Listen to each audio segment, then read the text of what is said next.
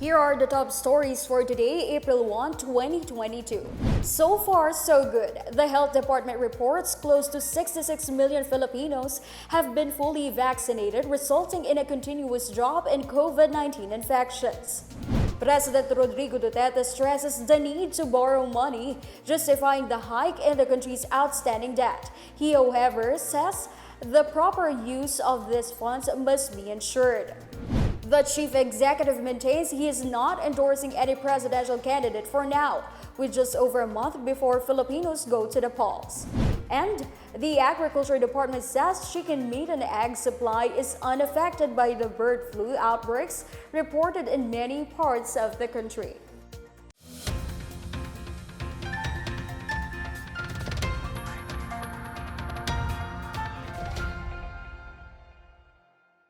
Good day, I'm Stephanie Sevillano. Welcome to the PNA Newsroom. We open April with some good news. The country continues to reap gains in its COVID-19 response. In a palace briefing, Health Undersecretary Maria Rosario Vergara said only 2,553 new cases were reported from March 24 to 30. Daily cases also continue to drop, with the country recording a daily average of 364 cases, which translates to a drop by around 100 cases since December. Vergara adds the U.S. Center for Disease Control and Prevention has also lowered the Philippines' risk level for COVID-19 to level 2 or moderate. As of Thursday, some 65.9 million Filipinos have been fully vaccinated, while 71.2 million Filipinos have received their first dose. Those who received booster shots are at 12 million. Some 933,000 kids are now fully vaccinated, while some 8.9 million teens are now inoculated. President Rodrigo Duterte sees no problem in borrowing money for the country's welfare, as the government's debt amounted to 12.09 trillion pesos. Duterte insisted the government has to borrow to avoid collapsing since revenue collection is insufficient. The Bureau of Treasury explained that the currency fluctuations and net financing have also contributed to the increased debt. Meanwhile, the president has earlier expressed his dilemma over cost to temporarily suspend Isabong or cockfighting operations. He said its operation has been adding revenues by 640 million pesos a month. However, the president said he would not hesitate to halt its operation if issues surrounding it worsen. Just study if it is true that it's getting to be a very serious problem for the Filipino. Gusto yung pati daw yung mga asawa, magpusta gano'n. Tingnan natin, sabi ko. Pag-aral mo na natin. Then, kung totoo yan, hintuin ko yan. Kung ang problema, ibigay na. President Rodrigo Duterte maintains his neutrality just over a month before the polls. He also reveals Chinese President Xi Jinping wants to speak with him, but details on the looming talks remain unclear. Marita Muahe has the story. As the country waits for President Rodrigo Duterte's so-called game-changing presidential preference, the chief executive once again insisted he's on the neutral ground. Let me reiterate, andito man ang media, I am not supporting any presidential candidate. Neutral ako. He disclosed his stance during his visit to Lapu-Lapu City for a joint meeting of the National Task Force and Regional Task Force to end local communist armed conflict. Duterte reassured no announcement is to be anticipated in his attendance in the campaign sortie of Partido Demokratiko Pilipino, Lakas ng Bayan. So this is not a campaign because I am not campaigning for any particular candidate. So stop with me kasi hindi ito politika. The president meanwhile revealed that Chinese President Xi Jinping expressed his desire for a talk next week. No agenda has been disclosed yet, but he mentioned that the Philippines might be included in the vortex of ongoing international conflict if it worsens. Relate. Gusto ko kausapin ni Xi Jinping. Magkaibigan mo rin kami. So ako hindi ako nakakampi-kampi ako. I just don't want war to enter my country. Earlier today, Deputy Presidential Spokesperson and Communications Undersecretary Christian Ablan said the meeting would be held virtually. Duterte cited how a possible Ukraine-Russia conflict spillover might pose a friction to the country. Ang Russia ang mag-una tira, then there's gonna be a serious trouble. And China will not just sit idly there. Babanat rin siya. Kukunin niya yung Taiwan. Ang problema, ang Pilipinas, tatamaan din tayo. If there's a full-scale war. Kasi mayroong mga Amerikano dito. But the chief executive insisted the country's armed forces will remain disengaged from any participation in war. The government earlier mentioned it stands neutral amid the ongoing Ukraine and Russia conflict. For the PNA Newsroom, I am Marita Muaje. Metro Manila and 48 other areas will remain under the most lenient Alert Level 1 until April 15. Flash on your screens are areas classified under the Alert Level 1, while those which are not included are under Alert Level 2. Under Alert Level 1, movement of persons, regardless of age and comorbidities, is allowed, but with restrictions on crowded and closed spaces and close contact settings. Private establishments and government agencies are allowed to operate at full on-site capacity, subject to minimum public health standards. The IATF-EID is still mandating the public to wear well-fitted face masks except when eating and drinking. People aged 18 and above must present proof of full vaccination before participating in mass gatherings or entry into indoor establishments, as well as venues for election-related events. Health Secretary Francisco Duque III earlier said many areas of the country will likely stay under Alert Level 1 until the end of President Rodrigo Duterte's term in June. Still ahead, the poll body says some 300 areas may be tagged as areas of concern for the May polls. And internet via satellite technology, the Philippines might be the first in Southeast Asia to have this. We'll tell you later how. We're back after a quick break. Keep it here on the PNA Newsroom.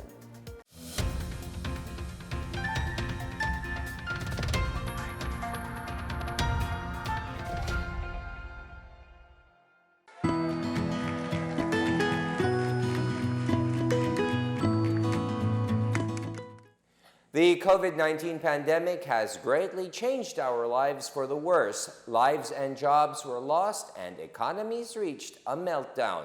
Thanks to the arrival of safe and effective vaccines, we are one step closer to normalcy. It's time to do our part, get vaccinated for our safety and for our recovery.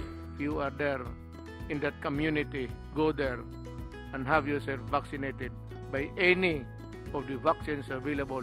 They are all potent, they are all effective. I would like to appeal to all our kababayans, please get vaccinated against COVID-19 and be the government partner in preventing further spread of the disease. I encourage you to get vaccinated as soon as possible time. These vaccines are safe and they are the key to reopening our society. The need for international solidarity and cooperation cannot be made clearer than this pandemic because everyone is safe. No one is safe globally until everybody is safe. Vaccines work.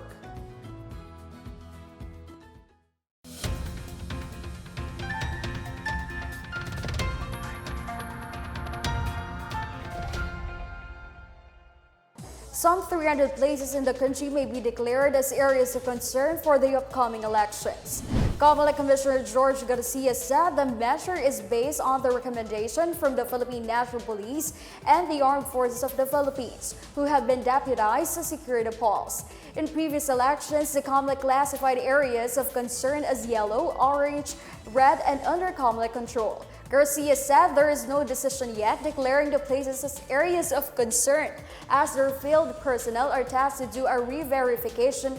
He says the final decision on the matter is still up to the poll body. The Department of Education is considering legal actions against supporters of a presidential candidate over the unauthorized use of its song intended as a tribute for frontliners amid the COVID-19 pandemic. Undersecretary for Administration Elaine Pascua said the song Dakila Ka Bayani Ka was originally made as a tribute to frontliners against COVID-19, but it was used without permission for a political video in support to Vice President Leni Robredo's presidential bid. The campaign video was produced by the Robredo People's Council Hope and Beyond Nueva Ecija. Members of the Nueva Ecija Doctors for Leni are said to perform in the video for free. Pasco insisted that such materials must be spared from partisan initiatives. Government efforts to get rid of the illegal drugs continue as authorities to wipe out this problem. In Bulacan, an estimated 240,000 worth of dried marijuana leaves were seized, while 28 individuals were arrested in a series of operations in Barangay Canyogan in Malolos City. Also confiscated from the suspects were 3 pieces of suspected shabu, including a buy-bus item, backpack, medical receipt, and buy-bus money. In Zamboanga, the Philippine Drug Enforcement Agency is closely working together with other law enforcement agencies to prevent the entry of the new drug substance known as shabu pills. This after authorities in Manila have seized several pieces of the new type of illegal drug. The pill is said to contain shabu, caffeine, and ethylvanillin that could make a person awake for a week. The Philippines will be the first Southeast Asian nation to use the internet via satellite technology. This, as Space Exploration Technologies Corporation, or SpaceX, is currently registering its business in the country. The company, owned by the world's richest person Elon Musk, aims to provide internet services in the country using its low Earth orbit satellite network constellation called Starlink. SpaceX has over 1,600 satellites as of mid-2021. Trade Secretary Ramon Lopez said a meeting was held between him and representatives of SpaceX as the company wants to start its operation within the remaining months of the Duterte administration. Lopez said one of the critical factors in the company's decision to invest is the signing of the amended Public Service Act, which allows up to 100% foreign ownership of public services in the country. The DTI chief said the company is finalizing its initial investments in the country and is currently selecting sites for gateways. The Philippines is the first country in Southeast Asia to host Elon Musk's SpaceX internet service. Napakagandang balita po nito dahil mas bibilis ang broadband speed at magkakaroon ng mas malaking kapasidad ang ating telecoms service. At higit sa lahat, magiging mas mura ang mga rates. The Bangko Sentral ng Pilipinas has announced the creation of the Rural Bank Strengthening Program, or RBSP, which will help improve the rural banking sector. BSP Governor Benjamin Jokla said the Central Bank's Monetary Board approved the RBSP last March 3. He said the RBSP aims to boost the resilience of rural banks amid the challenges in the banking system and to enhance their role in promoting inclusive growth. He said it will ensure that the program is responsive to the BSP's goal to enhance rural banks' operations, capacity, and competitiveness. Jokla said a review on the minimum capital requirements for rural banks is on the final stage, and a proposed circular on this will be sent to stakeholders for comments in the coming weeks.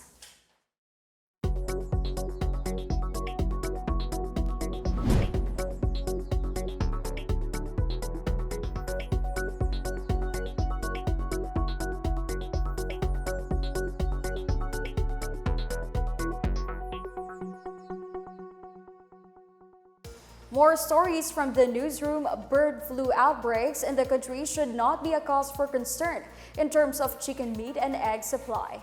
Where to find yummy treats in northern Negros, a city literally maps it out for enthusiasts. Details ahead, stay with the PNA Newsroom.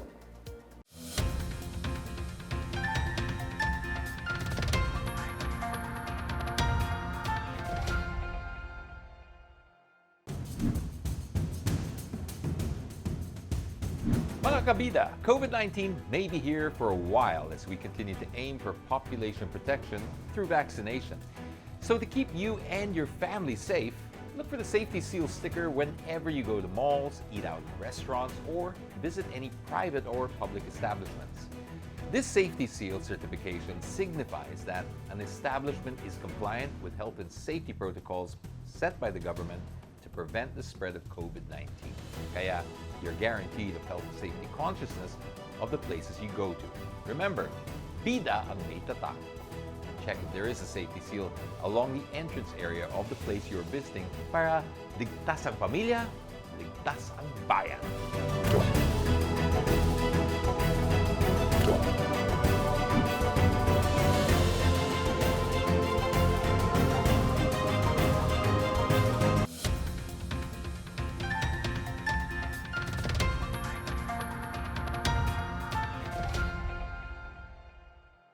The Bureau of Animal Industry assures a stable supply of chicken meat and eggs despite reported outbreaks of bird flu in the country.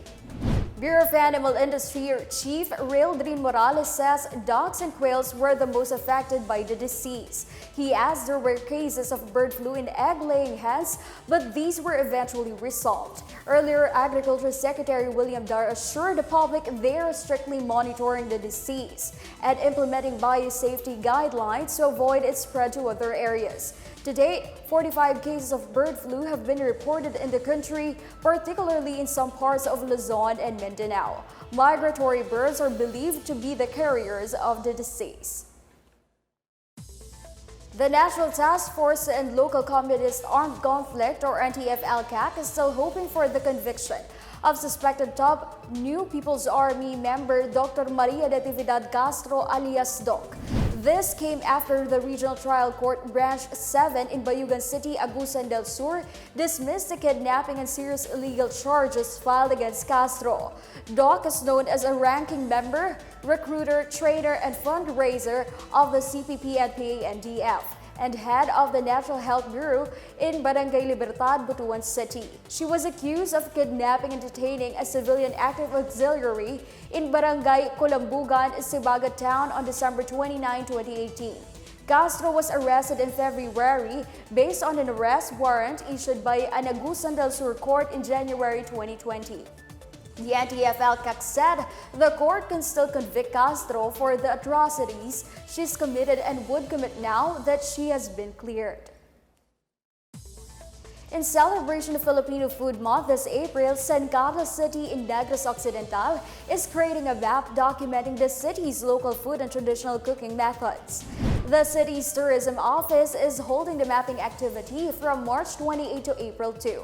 Food mapping focal person Shane Gabriel Cristuta said that due to the popularity of foreign cuisine and modern cooking appliances, the city's native dishes and traditional cooking methods are slowly fading from local menus. Cristuta said the city aims to preserve its slow food or food produced with local traditions and native ingredients and entice local cooks to promote their dishes.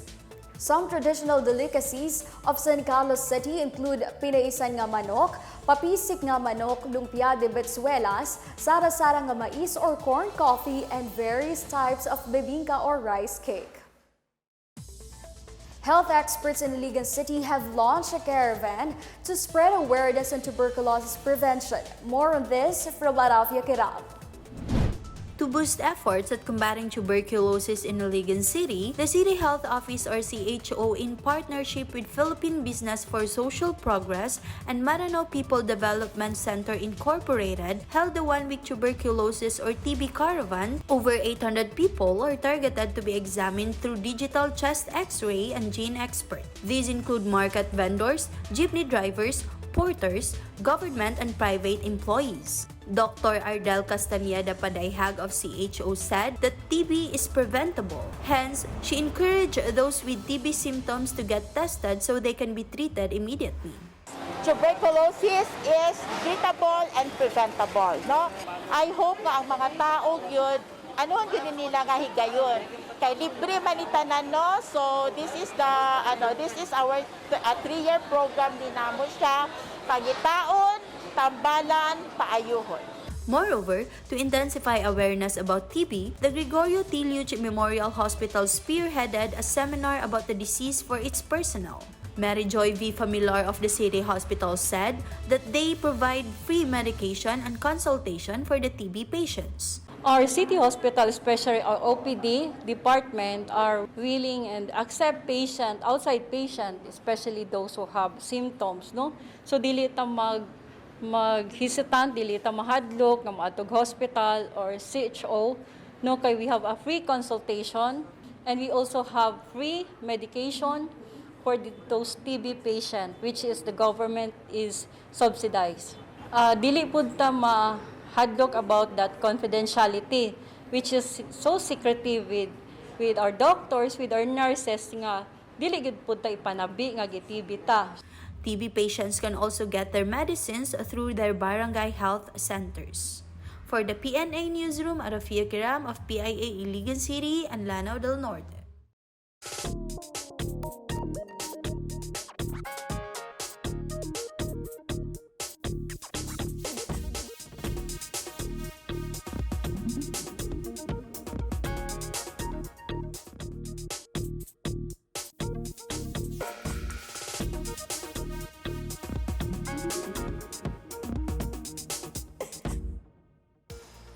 Let's take another look at today's biggest stories. So far, so good. The Health Department reports close to 66 million Filipinos have been fully vaccinated, resulting in a continuous drop in COVID-19 infections.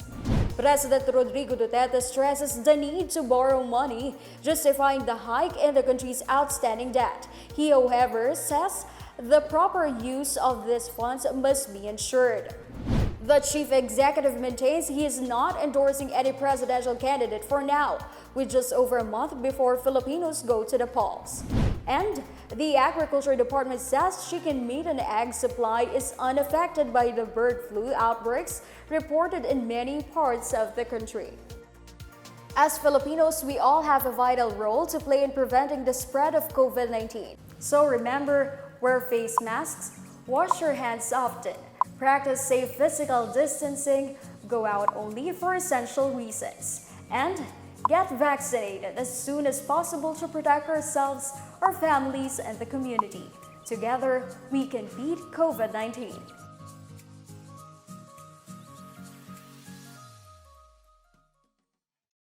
Thank you for watching another episode of the PNA Newsroom. For more news content, check our webpage or log on to the Philippine News Agency's Facebook and Twitter accounts. For more stories about the government and how it serves Filipinos, look for these hashtags in all our social media platforms and websites. We are shown on the pages of the PCOO and its attached agencies. Also watch us on television on PTV4 and IBC 13. And that's your daily dose of the biggest stories that you need to know. From the PNA Newsroom, we tell stories that inspire change. I am Stephanie Civiliano. Good day.